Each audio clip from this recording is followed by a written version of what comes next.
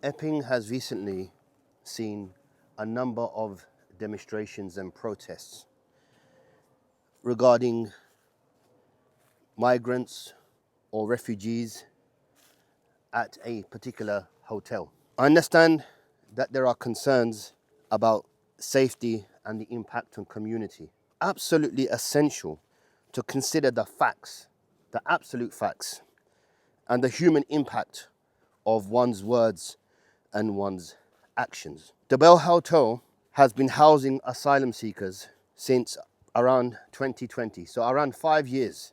So it's nothing new, it's nothing recent, but something sparked it all off. As the fact that some residents from the very beginning had expressed worries and concerns, others have highlighted the need really for compassion and understanding towards those that are in the hotel. Let me make something really clear. I don't work for any charity, for any organization that is connected to the Bell Hotel. I have a channel and I'm using the channel to bring some context and some understanding to the reality of what is really going on at the protests. What have the protests achieved so far? No doubt they have highlighted the situation. It's been in the local media, it's been on national media, and apparently even certain international leaders have spoken about the issue of asylum. What concern is it of theirs regarding the issue of these protests and these asylum seekers and the hotel here in the UK? Everyone has a reason for speaking up for it.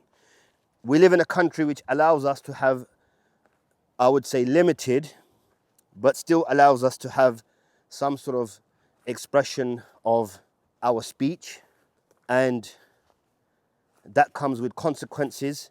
In the recent protest, it turned ugly, became very violent, and there were a number of security guards at the hotel that were assaulted, racially assaulted, and physically assaulted too. And I believe one needed to be hospitalized. Let's take a step back, think about what we are saying and doing. Are we truly addressing the concerns of the local residents? How many of those protesters were actually from Epping? How many traveled from around London, the home counties, and maybe even the UK? There is a lot of misinformation, and that misinformation is causing havoc and chaos by certain individuals. Now, the question to ask is, firstly, who's responsible for this, for these asylum hotels? If you have concerns, then really and truly you should be going to the very people that are allowing these hotels, and that is the government. Why are you protesting outside the hotel? What's going to happen? You're going to smash the hotel up, burn it down, and then what?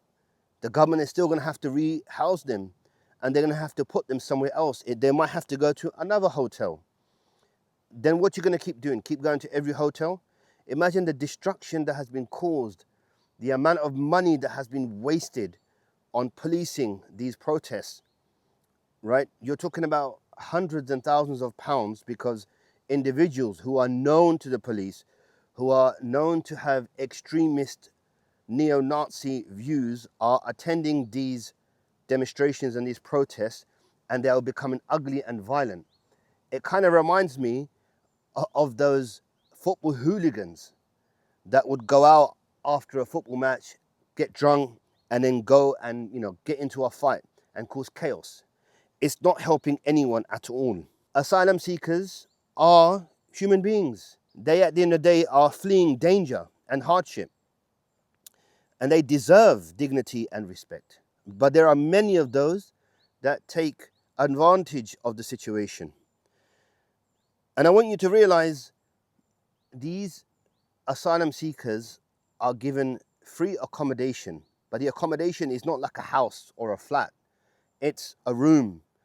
And sometimes you can get a family in one room, a mum, a dad, and a couple of kids. And they're in those rooms for a while, a long time. They don't just get a 2-bedroom flat within 6 months. There are individuals such as Nigel Farage who are taking advantage of the situation, opportunist, and banging on about refugees and immigration. But most of you that are attending these protests really must go back and understand the reality of what is happening in those countries where these asylum seekers are coming from. You might say, that's not my concern. I don't really care about that. Because in history, you're going to realize that throughout the world wars and prior to world wars, the colonization of those very countries in Africa, in India, in the Far East, what has been happening during that time? How much resources were taken from these countries? How did Britain, a small country which has no gold, which has no diamonds, France, which has no gold, which has no diamonds, the only thing they may have had is coal. How did they become such a rich country? And how those countries such as Africa, which is full of gold, still poor? Why are they not able to become rich and prosperous? These are some of the questions you need to really ask yourself.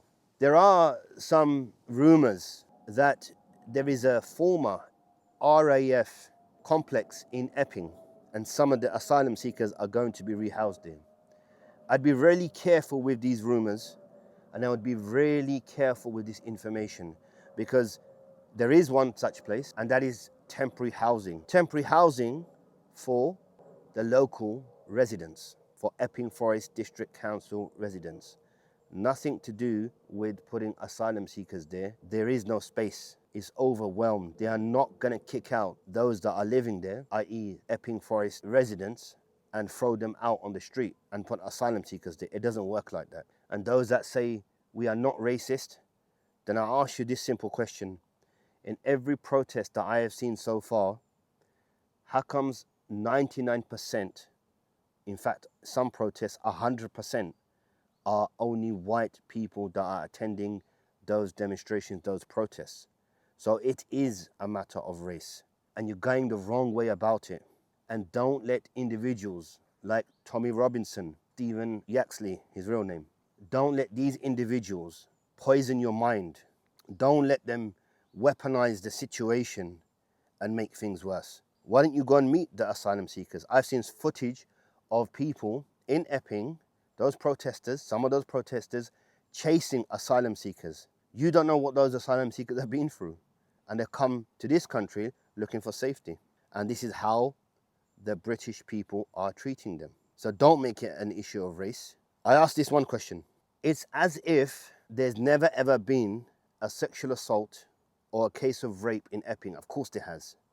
Essex as a county, of course there has.